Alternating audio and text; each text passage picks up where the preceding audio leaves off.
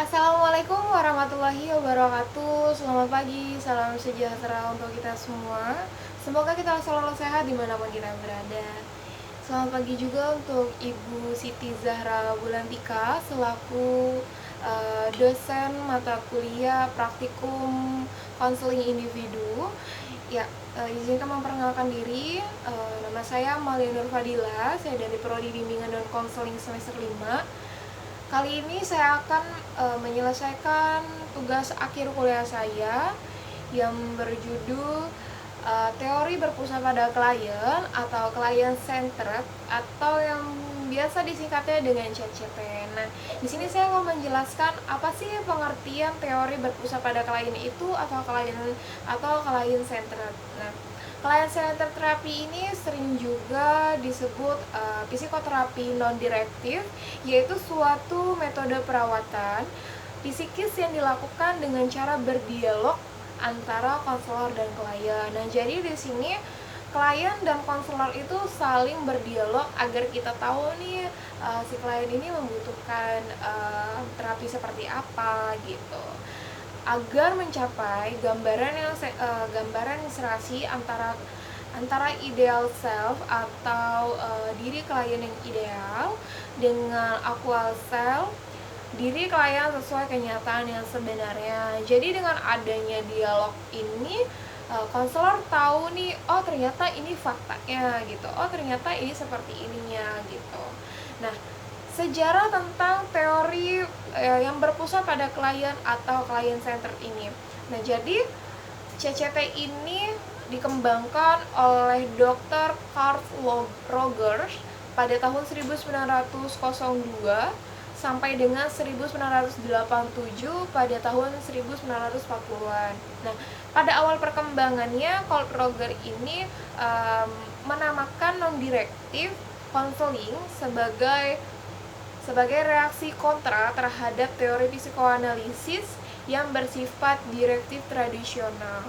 Nah, karena luasnya sekarang ini aplikasi dan pengaruh teori ini, terutama pada isu-isu kekuasaan dan politik, yaitu tentang bagaimana manusia mendapatkan, memiliki, membagi, atau menyerahkan kekuasaan dan kontrol atas orang lain dan atas dirinya sendiri, maka teori ini lebih dikenal sebagai teori yang berpusat pada manusia atau ya client centered itu sendiri.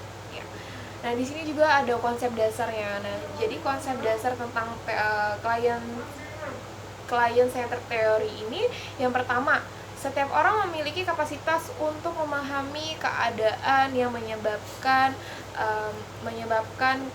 ketidakbahagiaan dan mengatur kembali kehidupannya menjadi lebih baik. Nah, jadi di sini kita tuh dapat memahami kebahagiaan kita tuh seperti apa. Jika hari ini keadaan kita sudah tidak baik, kita harus mengusahakan besok dan seterusnya keadaan kita harus lebih baik dari hari ini. Lalu yang kedua, kemampuan seseorang untuk menghadapi keadaan ini dapat terjadi dan ditingkatkan jika konselor menciptakan kehangatan, penerimaan, dan dapat memahami relasi atau proses konseling yang sedang dibangun.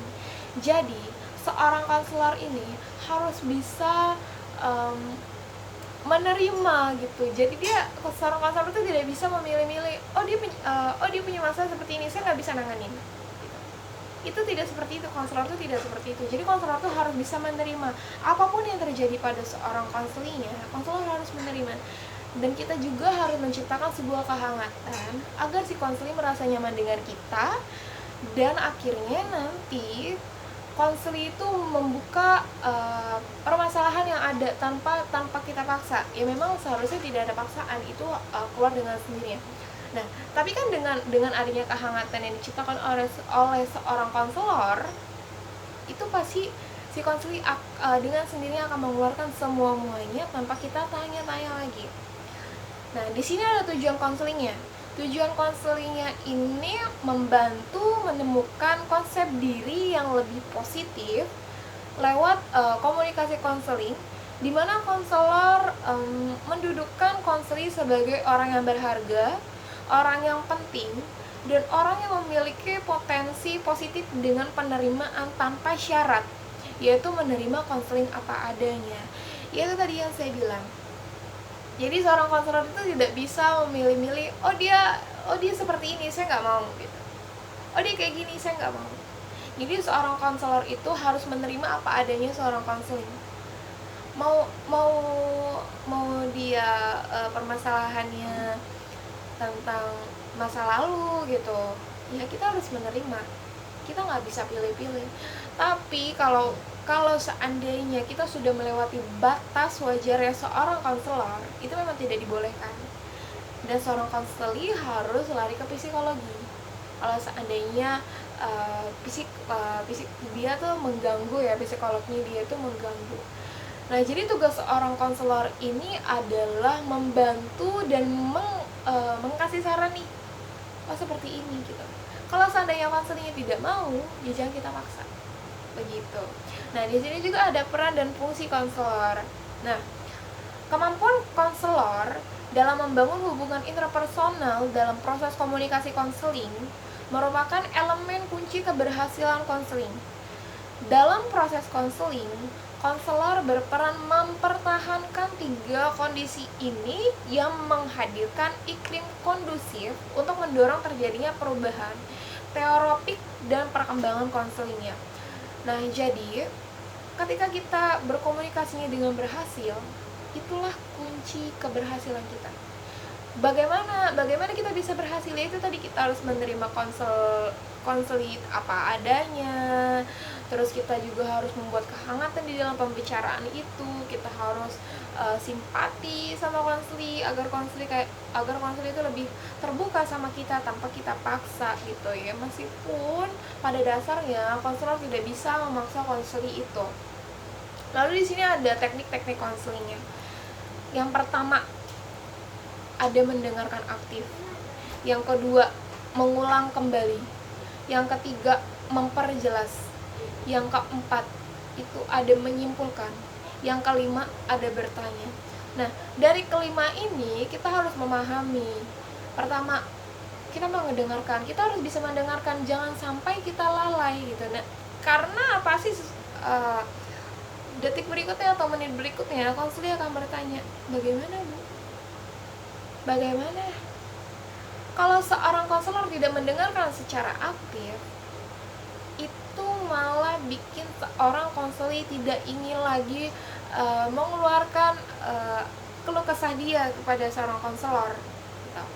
Lalu mengulang kembali, kita mengulang lagi pertanyaan, mengulang lagi sampai akhirnya dia akan menjawab gitu. Lalu ada memperjelas, kita memperjelas nih dari apa yang dia omongin. Misalnya, iya Bu, saya begini, jadi begini saja gitu.